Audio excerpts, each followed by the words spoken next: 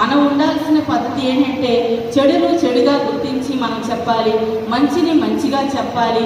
ఒక హెచ్చరిక చేసేటువంటి పరిస్థితి మనం కలిగి ఉండాలని దేవుడు జ్ఞాపకం చేస్తున్నాడు. అడ్వైస్ చేయడం అనేది అది ప్రభు యొక్క కార్యం అనేది జ్ఞాపకం చేసుకోవాలి.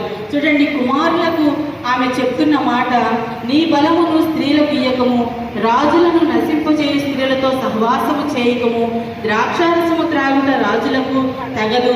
ఈ మాటలన్నీ కూడా ఆ బిడ్డకు తెలియపరుస్తుంది. నేటి దినాల్లో ఈ ఉపదేశం చేయడం అనేది మర్చిపోతున్నారేమో. ఒకసారి సమాజము జ్ఞాపకం చేసుకోవాలి, సంఘాలు, కుటుంబాలు, తల్లులు, స్త్రీలు జ్ఞాపకం చేసుకోవాలి. ఈ మాటలన్నీ కూడా ఈ 31 సామెతలు చదువుతున్నప్పుడు అది మనము అన్వయించుకునే వారంగా ఉండాలి.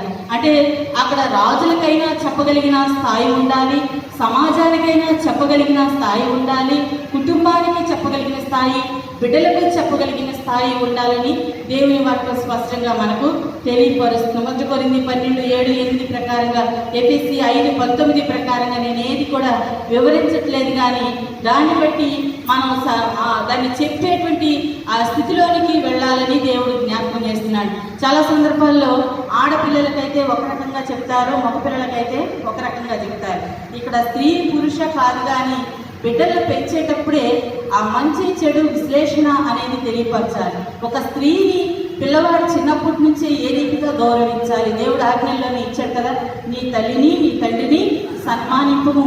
తల్లిని సన్మానించాలి, తండ్రిని కూడా సన్మానించాలి. అట్లాగే బాలుడు ఎదుగుచున్నప్పుడు ఏం చేయాలంటే ఆ నడవవలసిన త్రోవ ఏమిటో చక్కగా వాళ్ళకి చూపించాలి. ఇదిగో నీ రీతిగా ఎదిగి స్త్రీని గౌరవించాలి, నీ తోటి ఆడపిల్లని గౌరవించాలి అని నేర్పినప్పుడు నేటి దినాల్లో ఇన్ని దాడులు, ఇన్ని భయంకరమైన పరిస్థితులు వినమేమో అని నేనైతే అనుకుంటా ఉంటాను.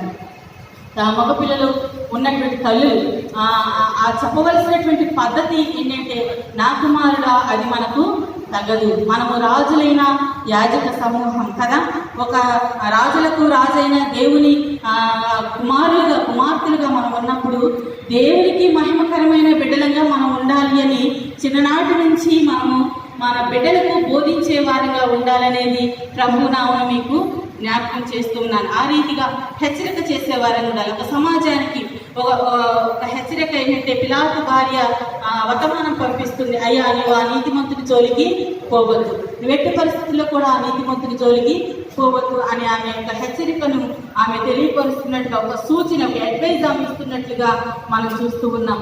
అదే రీతిగా women as a leader, women as a wife అనేది కూడా ఉమెన్ యాజ్ ఏ వైఫ్ అంటే ఒక పురుషునికి ఒక భార్య ఎంత విలువైనదో 31వ సామెతల్లో మనం చూస్తున్నాం. చూడండి, గుణవతి అయిన భార్య దొరుకుట అరుదు, అటు ముత్యము కంటే అమూల్యమైనది.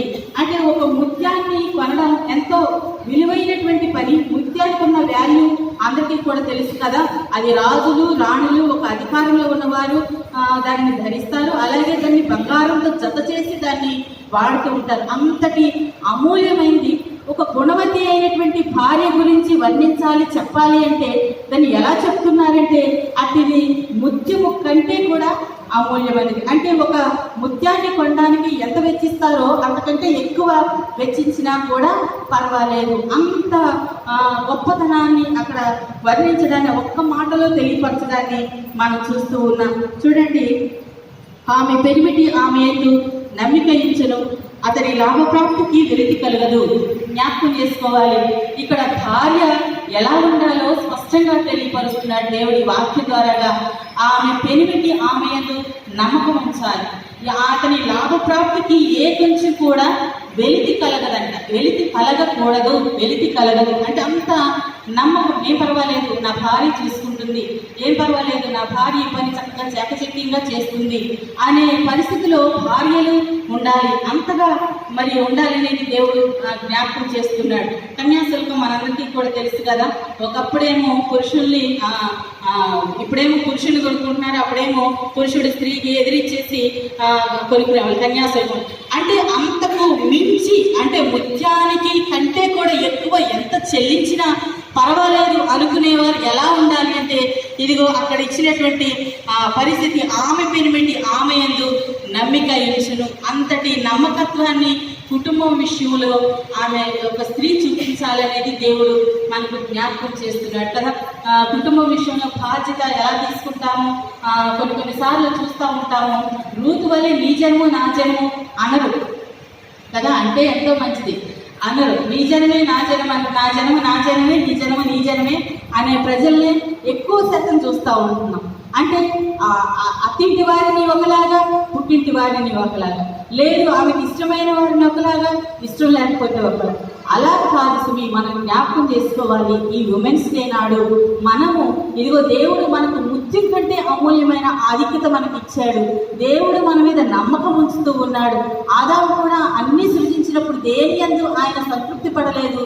దేవుడు కూడా జతగా చేసినప్పుడు ఆయనకున్న లోపం ఏమిటో చూసి హవ్వను సృజించినప్పుడు వెంటనే ఆమెను చూసి కవిత్వాన్ని పాడుతున్నాడు. జ్ఞాపకం చేసుకోవాలి. ఇప్పుడు మీ గురించి ఎంతమంది మరి మీ భర్తలు ఏ విధంగా ఈరోజు ఉమెన్స్ డే రోజు కవిత్వాన్ని చెప్పారో మీరు ఒకసారి జ్ఞాపకం చేసుకోవాలి.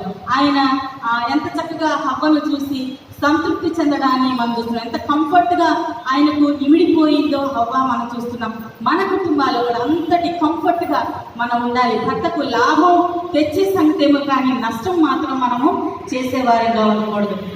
అదేంటంటే ఎక్కువగా కొనేసుకోవడం, ఎక్కువ వాటి మీద ఆశలు పెట్టుకోవడం అలా కాదని ఈరోజు నేను టీవీలో ఒక స్త్రీ గురించి చూశాను. రేఖ అని కేరళ తను చేపలు పట్టడానికి భర్తతో కూడా కలిసి పడవ నడపడం నేర్చుకుని భర్తతో కూడా కలిసి లైసెన్స్ సంపాదించి చేపల వేటకు వెళ్తుందంట. అంత కష్టాన్ని. అలాగే ఇళ్లలో పనులు చేసేవారు ఉంటారు, అలాగే ఉద్యోగాలు చేసేవారు ఉంటారు, ఆఫీసర్స్గా ఉన్నారు. వీళ్ళందరూ కూడా ఎవరూ తక్కువ కాదు. అంటే భర్తకు లాభాన్ని చేకూర్చేవారుగా ఉండాలి, భర్తకు ఒక నమ్మకత్వాన్ని కలిగించే స్త్రీలుగా ఉండాలి, అలాగే ఉమెన్ యాజ్ ఏ లీడర్గా ఉండాలి, ఒక మంచి నాయకురాలుగా ఉండాలి. కూడబెట్టిన ధనమును పెట్టి ఆమె ఏం చేస్తుందంటే ఇంటి వారికి పొద్దున్నే భోజనాన్ని సిద్ధపరుస్తుంది, పరిగెత్తులకు మద్యము ఏర్పరుస్తుంది. ఆమె పొలమును చూచి దానిని తీసుకుని తాము కూడబెట్టిన ద్రవ్యం పెట్టి ద్రాక్ష తోట ఒకటి నాటించును. ఆమె ఏం చేస్తుందంటే కొంచెం కొంచెంగా కూడబెట్టి ఒక ద్రాక్ష తోట నాటిస్తుంది. ఆమె ఒక మంచి నాయకురాలుగా ఉంటుంది. ఎవరెవరికి నాయకురాలుగా ఉంటుంది? కుటుంబంలో పనివారికి నాయకురాలుగా ఉంటుంది, బిడ్డలకు నాయకురాలుగా ఉంటుంది, సమాజానికి నాయకురాలుగా ఉంటుంది. ఆమె చేసేటువంటి పనిలో ఆ నైపుణ్యతలో ఆమె ఒక మంచి నాయకురాలుగా ఉండడాన్ని మనం చూస్తున్నాం. అలాగే మనము ఎలా ఉండాలి అంటే కీర్తనలో 68:11 ప్రకారముగా దేవుడు మనల్ని జ్ఞాపకం చేస్తున్నాడు కదా. మనము స్త్రీలమైన మనము దేవుడు మనకు ఒక మంచి నాయకత్వాన్ని అప్పగించాడు, మనకు ఒక మంచి పనిని అప్పగించాడు. ఆ పనిలో మనము శ్రద్ధ కలిగి ఉండాలి, నాయకత్వాన్ని వహించాలి, దేవునికి ఇష్టలుగా మనం ఉండాలి. అలాగే ఇవన్నీ కూడా మనం జ్ఞాపకం చేసుకుంటూ మంచిగా పరిచర్యకు సహకరించేటువంటి బిడ్డలుగా ఉండాలి. సువార్తను ప్రకటించే స్త్రీలు గొప్ప సమూహం కదా. అయితే ఒకళ్ళు ఉంటేనే అలా ఉంటే, సమూహం ఉంటే ఇంకెలా ఉంటుందో ఒకసారి మనము జ్ఞాపకం చేసుకోవచ్చు. అటన్నిటిని కూడా మనం మనసుకు తెచ్చుకొని మనము దేవుడికి అమ్మా నువ్వు వెళ్ళి నేను లేచానని నువ్వు వెళ్ళి వాళ్ళకి ప్రకటన చెయ్యి అన్నప్పుడు చెప్పడమే ఆ పని. అలా అంటే నువ్వు చెప్పు అంటే చెప్పాలి, నువ్వు చెయ్యి అంటే చెయ్యాలి. అలాంటి మంచి పరిస్థితిలోనికి మనం నడిపించబడాలని దేవుడు మనకు జ్ఞాపకం చేస్తున్నాడు. సువార్త ప్రకటించని నాయకత్వం కాదు కానీ సువార్తను ప్రకటించే నాయకత్వం.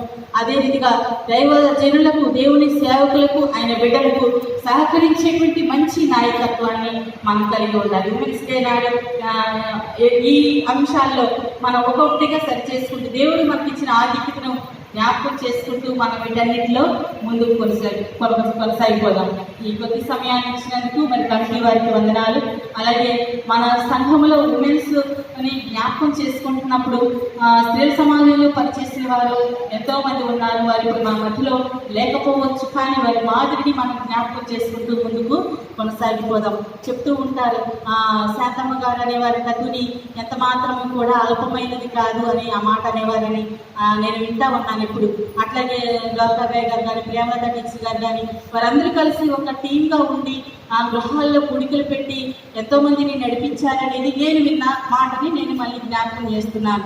అట్లాగే మనకున్న సౌకర్యాల్లో మనం ఎందుకు ఇంకా ముందుకు పోకూడదు అనేది ఆలోచన చేసి ఈ కొత్త కార్యక్రమాలు చేసుకుంటే తప్పేమీ లేదు. ప్రభువుకు మహిమే. ఎన్నిసార్లు మనం దేవుని సన్నిధిలో కూడుకున్నా అది నష్టమేమీ కాదు. మరి ఎక్కువసేపు దేవుడితో పెరుగులాడిన అనుభవం, అడిగిన అనుభవం, స్థుతించిన అనుభవం మనకు మిగులుతుంది, ఆశీర్వాదాలు మిగులుతాయి. కాబట్టి ఆ రీతిగా మనం ఒక అడ్వైజర్గా ఉంటున్నామా, ఒక మంచి మదర్గా ఉంటున్నామా, ఒక మంచి వైఫ్గా ఉంటున్నామా, ఒక మంచి లీడర్గా ఉంటున్నామా, ఒకసారి జ్ఞాపకం చేసుకుంటూ ఆ రీతిగా దేవుడు మనల్ని దీవించి ముందుకు నడిపించేలాగిన మనల్ని మనం సరి చేసుకుని ముందుకు సాగిపోదాం. మనం దేనిని బట్టి సరి చేయబడతామంటే దేవుని వాక్యం బట్టి మాత్రమే. కాబట్టి ఆయన వాక్యంలో దినదినము ఫలించి అభివృద్ధి పొందుగాక. దేవుడి రీతిగా మనల్ని దీవించుగాక. ఆమేన్.